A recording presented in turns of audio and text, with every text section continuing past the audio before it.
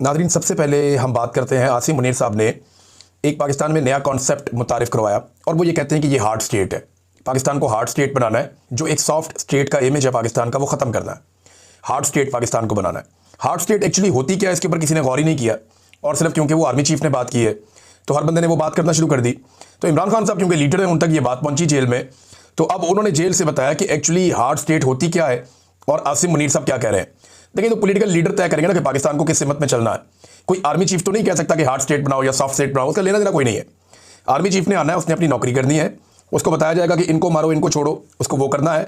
Border पे फला मुल्क के ऊपर हमला करना है, ये उसको करना पड़ेगा। फला मुल्क हमला करने वाला, उसका दिफा करना है, ये काम वो करेगा।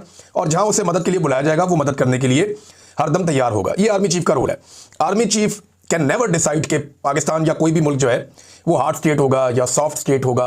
लेकिन पाकिस्तान में क्योंकि बहुत हिम्मत बढ़ गई है बहुत सारे लोगों की, और आर्मी चीफ के पास इख्तियारात और ताकत इतनी ज़्यादा होती है कि उन्हें ये लगना शुरू हो जाता है कि वो अन्नदाता है। उन्हें लगना शुरू हो जाता है कि उनका सिक्का चलता है, जो फैसला करेंगे मुल्क वैसे चलेगा।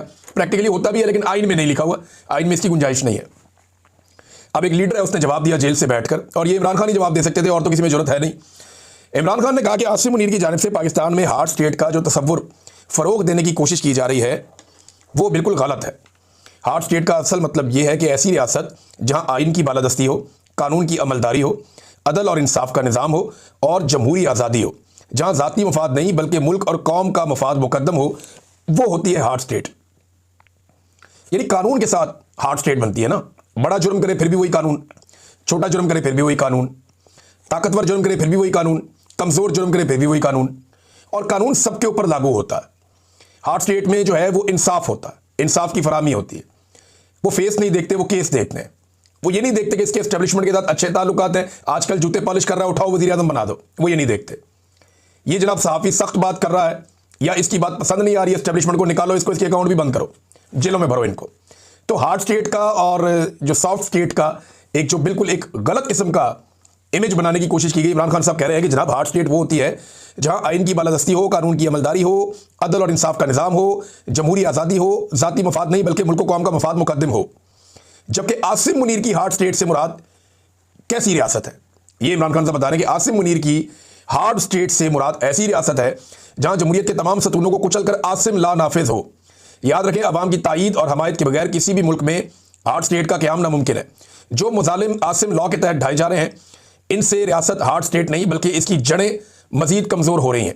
26 नवंबर और मुरीदके की तरह अपनी ही फौज, रेंजर्स और पुलिस के जरिए अपनी ही अवाम पर गोलियां बरसाने से कोई रियासत मजबूत नहीं हो सकती। ये इमरान खान साहब ने हार्ड एंड सॉफ्ट स्टेट के बारे में बताया कि जनाब बंदे मारने से कोई हार्ड स्टेट नहीं होती, लॉ एंड ऑर्डर के साथ होती है, रूल ऑफ लॉ के साथ होती है, सेलेक्टिव जस्टिस के साथ कोई हार्ड स्टेट नहीं होती। फिर इमरान खान साहब ने बताया कि खैबर पख्तूनख्वा के अवाम ने तहरीक इंसाफ को भरपूर मैंडेट दिया। इस मैंडेट के तहत ये मेरा आईनी और जमहूरी हक है कि सूबे की पॉलिसियाँ खुद मुरतब करूँ, क्योंकि मैं बराह रास्त अवाम को जवाब दूँ। वज़ीर आला खैबर पख्तूनख्वा सुहेल अफरीदी का भी यही हक है कि वो मेरे साथ मुशावरत से सूबे में इन पॉलिसियों का निफाज यकीनी बनाए जिनके लिए अवाम ने हम पर एतमाद करके वोट दिया है। तहरीक इंसाफ के दौरे हुकूमत में बेहतर पॉलिसियों के बायस खैबर पख्तूनख्वा समेत मुल्क भर में अमन कायम हुआ, मगर रजीम चेंज के बाद से हालात मुसलसल बिगड़ते जा रहे हैं। मैं 3 साल से मुसलसल कहता आया हूँ कि हमें दानिशमंदी और दूर अंदेशी का मुजाहरा करते हुए अफगानिस्तान के साथ पुरअमन अंदाज में मामला आगे बढ़ाने चाहिए। अफगानिस्तान से कशीदा सूरत हाल नहायत तशवीशनाक है। नफरत और तसादुम किसी के मफाद में नहीं। अवाम के हकीकी नुमाइंदों की बनाई हुई पॉलिसियाँ ही दहशतगर्दी का देर पा हल निकाल सकती हैं। मेरे खिलाफ कायम झूठे और बेबुनियाद मुकदमात को जानबूझकर लटकाया जा रहा है। अलकादर ट्रस्ट केस में गुज़िश्ता 10 माह से इंसाफ का कत्ल हो रहा है। मुश्किल से 10 माह बाद केस की समाअत की तारीख मिली है, मगर जमानत का फैसला ताहाल ताखीर का शिकार है। मैं तहरीक इंसाफ के तमाम सियासी कायदीन और अरकान असम्बली और वकला को हदायत देता हूँ कि अब से मेरे तमाम केसेस की अदालती कार्रवाइयों में बाकायदगी से शिरकत करें। देखिए, गंडापुर साहब के दौर में ये हो नहीं पा रहा था। ये मिर्ज़ा अफरीदी के फार्म हाउस पे लाहौर में तो पहुँच गए, लेकिन अडियाला जेल नहीं पहुँच पाए। बहुत प्रेशर था उन पर एस्टेब्लिशमेंट का।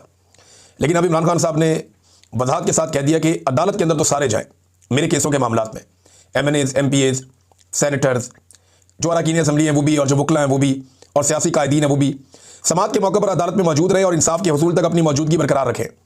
ओपन कोर्ट के केसेस में शिरकत आपका कानूनी और जमहूरी हक है। तहरीक इंसाफ के दौरे हुकूमत में नवाज शरीफ को जेल में रोजाना कसीर तादाद में सियासी रहनुमाओं से मुलाकात की इजाज़त थी। मैंने इसकी एवरेज निकाली थी, उस दौर में 22 बंदा पर डे निकली थी। यानी नवाज शरीफ की जो टोटल मुलाकातें हैं उनको जब डिवाइड किया गया, उनके टोटल दिनों के ऊपर जितना अरसा वो जेल में रहे, तो 22 मुलाकातें फ़ी दिन थी। टका के मियाँ साहब की मुलाकातें होती थी, जब दिल करे तब होती थी। बड़ी तादाद में कारकुन आते थे, सुबह सुबह उन्हें लिस्ट दी जाती थी, मियाँ साहब उस लिस्ट के अंदर से फाइनल करते थे आज मैंने किसको मिलना और किसको नहीं मिलना। मियाँ साहब की तो मौजें थी बड़ी कमाल किस्म की। और वो जेल में ऐसे ही इसमें नहीं थे, वो उनका एक अलग क्लास थी। एक जेल के अंदर ही कोठियाँ बनी होती हैं, उनमें से एक मियाँ साहब को मिली हुई थी। वहाँ पे उनके साथ जो है उनके खिदमतगार भी थे, उनके मुआलिज भी थे, वहाँ उनके साथ उनके जो फिजियोथेरेपिस्ट हैं वो भी थे, अपना एक खाना पकाने वाला पूरा निज़ाम सारा कुछ था, और घर से खाना आता था। तो ठंडा गर्म करने वाला निज़ाम भी मियाँ साहब के पास पूरा मौजूद था वहाँ पे जेल में, एसी वेसी वो सब हर चीज़ थी।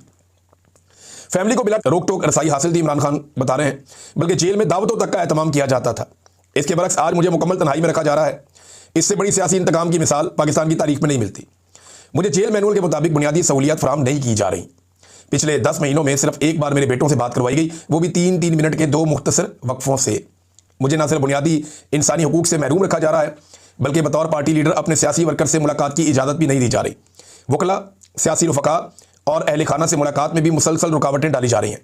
ये सरासर बुनियादी और कानूनी हकूक़ की खिलाफ वर्जी है। ये इमरान खान साहब ने जनाब जेल से पैगाम भेजा, ये पैगाम मैंने आपके सामने रखा।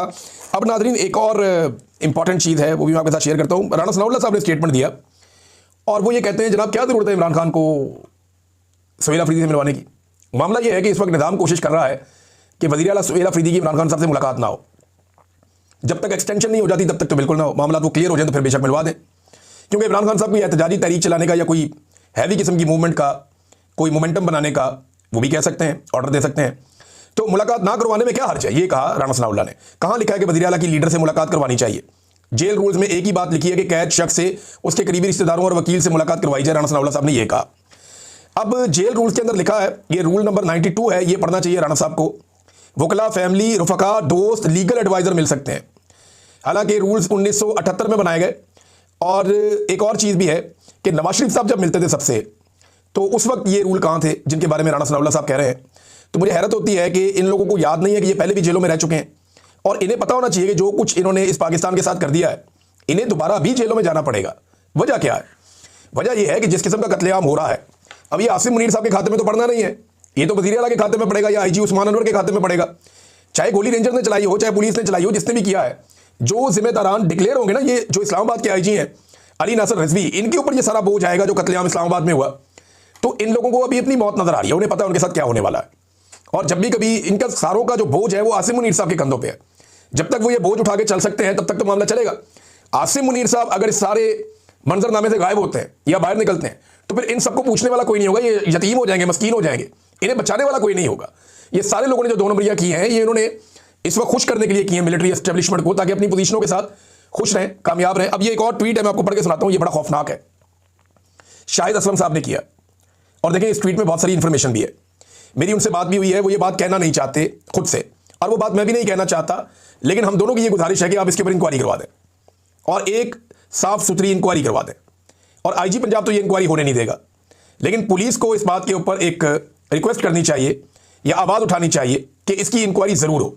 अब उन्होंने लिखा क्या, जरा ये देख लेंगे। टीएलपी के खिलाफ किए गए ऑपरेशन पर हुकूमती वजीर की मशकूक वजाहत के बाद अहम ओहदे पर तैनात सोर्स से बात हुई है।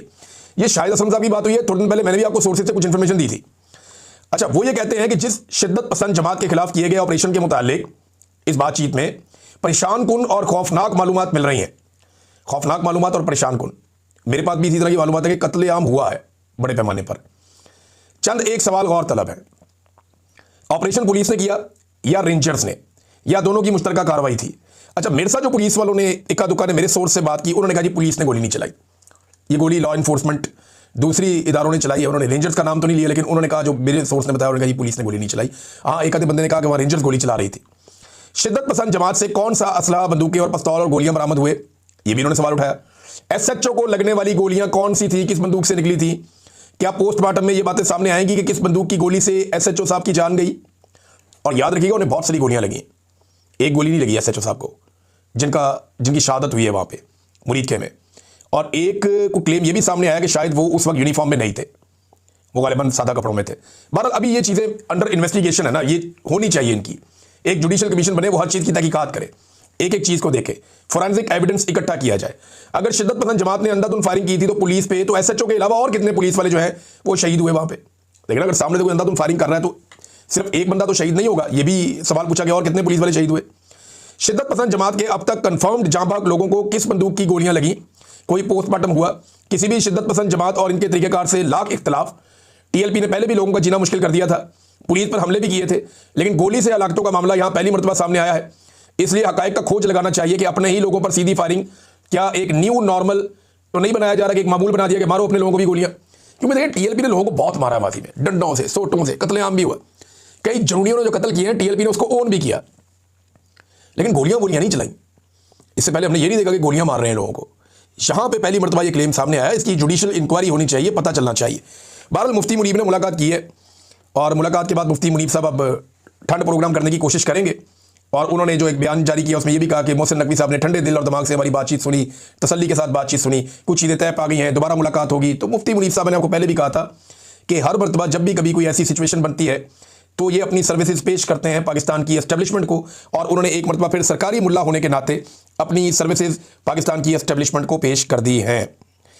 अब नाज़रीन, एक मरीम नवाज साहब फिर पकड़ी गई एक मरतबा। इनको पता नहीं क्या अजीबोगरीब आदत है, ये कोई ना कोई ऐसी हरकत कर देते हैं कि उसके थोड़ी अरसे के बाद पकड़े जाते हैं। हाल ही में इन लोगों ने रोला डाल दिया, शोर मचा दिया कि जनाब मरीम नवाज ने बहुत बड़ा कारनामा कर दिया और इंपीरियल कॉलेज है लंदन का, उसका कैंपस जो है वो पहुंच रहा है यहाँ पे लाहौर में। नवाज शरीफ IT सिटी में इंपीरियल कॉलेज लंदन का कैंपस बनेगा, जिसमें 300 बेड का जदीद तरीन अस्पताल भी बनाया जाएगा, जिसका संगे बुनियाद नवंबर में रखा जाएगा। और ये वज़ीर आला मरीम नवाज की ज़ेर सदर इजलास के अंदर बताया गया। मरीम औरंगज़ेब ने इसको ट्वीट किया, PMLN ने इसको प्रमोट किया, मीडिया पे लोगों ने इसके ऊपर रौले डाल दिए। जब हर तरफ शोर मच गया तो उसके बाद जनाब लंदन से खबर आती है और वहाँ से इसकी तरदीद की जाती है। यानी ये अब मुतअद्दिद जगहों पे ये छप चुकी है तरदीद। और मरीम नवाज साहबा और उनका झूठ और उनकी टिकटॉकर टीम जो है उसका झूठ एक मरतबा फिर पकड़ा गया, जैसे एक दौर में इनका कैलेबरी फॉन्ट पकड़ा गया था। तो अब जनाब झूठ का कोई अवार्ड हो तो इनको दे दें आप, और अगर खुशामद का कोई अवार्ड हो तो शहबाज शरीफ को दे दें आप। 19 अक्टूबर को इन्होंने जनाब बड़े ढोल बजाए और बड़ा रोला डाला कि जनाब हमने ये कर दिया और हम ये करने जा रहे हैं कि इंपीरियल कॉलेज लंदन लाहौर में अपना अस्पताल और कैंपस बनाने जा रहा है, और टका के इन्होंने इश्तिहारबाजी कर दी इसके ऊपर। लेकिन जब पाकिस्तानियों ने रब्ता किया वहाँ डॉक्टरों से इंपीरियल कॉलेज में बराह रास्त, तो वो सारे हैरान थे। उन्होंने कहा जी ये कब हुआ, ये खबर तो हमने कभी सुनी नहीं। उन्होंने वहाँ से ये क्लेम कर लिया। तो इस तरह ये मामला खुल गया और समझ से बाहर है मेरी कि जनाब इनको इतनी जल्दी क्या होती है नाचने गाने की और झूठ बोलने की, इनको आदत क्यों है। देखिए अगर तो बन रहा है तो वहाँ से खबर आ जाती है ना, अभी बहुत सारी जगहों पे ये खबर आ रही है। ये शहजाद अकबर ने ये खबर कंफर्म की है, मैं उनकी तरफ से बता रहा हूँ, मैंने ज़ाती तौर पे पता नहीं किया। और इनके अलावा जो है अरसलान बलोच साहब, उन्होंने भी ये बताया, बल्कि अब ये कुछ जगहों पे छप भी गया है। 21 अक्टूबर 2025 को उनका एक स्टेटमेंट भी आ गया है कि reports that Imperial College London plans to open a campus overseas are incorrect. जनाब उनकी तो ये तरदीद भी आ गई साफ। उन्होंने कहा जी कि Imperial College has no such plans with all the universities campuses based in the UK। हमारा तो ऐसा कोई मनसूबा ही नहीं है। अब इन्होंने जनाब यहाँ खबरें चला दी, रोला डाल दिया। तो इन्होंने जैसी झूठी हुकूमत है, जैसी जाली हुकूमत है, ये है ही सारे जालसाज। और अब ये एक नए किस्म के प्रोपेगेंडा लॉन्च करते हैं, यानी कभी कुछ करते हैं, कभी कोई एक आधा स्कूल सजा के उसकी वीडियो लगा देते हैं। भाई यहाँ पे हज़ारों स्कूल है जिनके अंदर बेसिक फैसिलिटीज़ नहीं है, एक आधा स्कूल सजा के उसकी वीडियो लगा के रोला डाल देते हैं। जनाब ये देखें क्या ये सरकारी स्कूल लग रहा है। आप लोगों को बेवकूफ़ समझते हैं, लोग रोटी को चोची कहते हैं। यानी आप एक आधा स्कूल सजाएंगे और सजा के आप उसकी वीडियो लगाएंगे और आप ये कहेंगे कि पूरा पंजाब हमने बदल दिया है। भाई यहाँ पे हज़ारों ऐसे स्कूल हैं जहाँ पे टीचर्स नहीं है, बेशुमार ऐसे स्कूल हैं जहाँ पे बच्चों के लिए बेसिक फैसिलिटीज़ नहीं है, स्कूलों के अंदर बाथरूम की फैसिलिटी नहीं है, स्कूलों की छतें गिरने के इम्कान हैं बेशुमार स्कूलों की। ये सारी रिपोर्टें आ चुकी हैं, एक दफ़ा नहीं कई मरतबा आ चुकी हैं, लेकिन झूठ इनकी घुट्टी में पड़ा। ये हमेशा झूठ बोलते हैं। नाज़रीन एक चीज़ और मैं आपके साथ शेयर करता हूँ कि हुकूमती वज़रा ये कह रहे हैं कि सुप्रीम कोर्ट ऑफ पाकिस्तान जो है वो कुछ तरमीम को स्ट्राइक डाउन नहीं कर सकती। यानी 26वीं आईनी तरमीम जो इन्होंने की है, राना सनाउल्लाह साहब भी ये बात कर रहे थे, बाकी लोग भी कर रहे थे कि जनाब क्योंकि पार्लियामेंट ने एक तरमीम कर ली है, लिहाजा सुप्रीम कोर्ट ऑफ पाकिस्तान जो है वो उसको ख़त्म नहीं कर सकती। ये अब इस वक्त की हुकूमत कह रही है।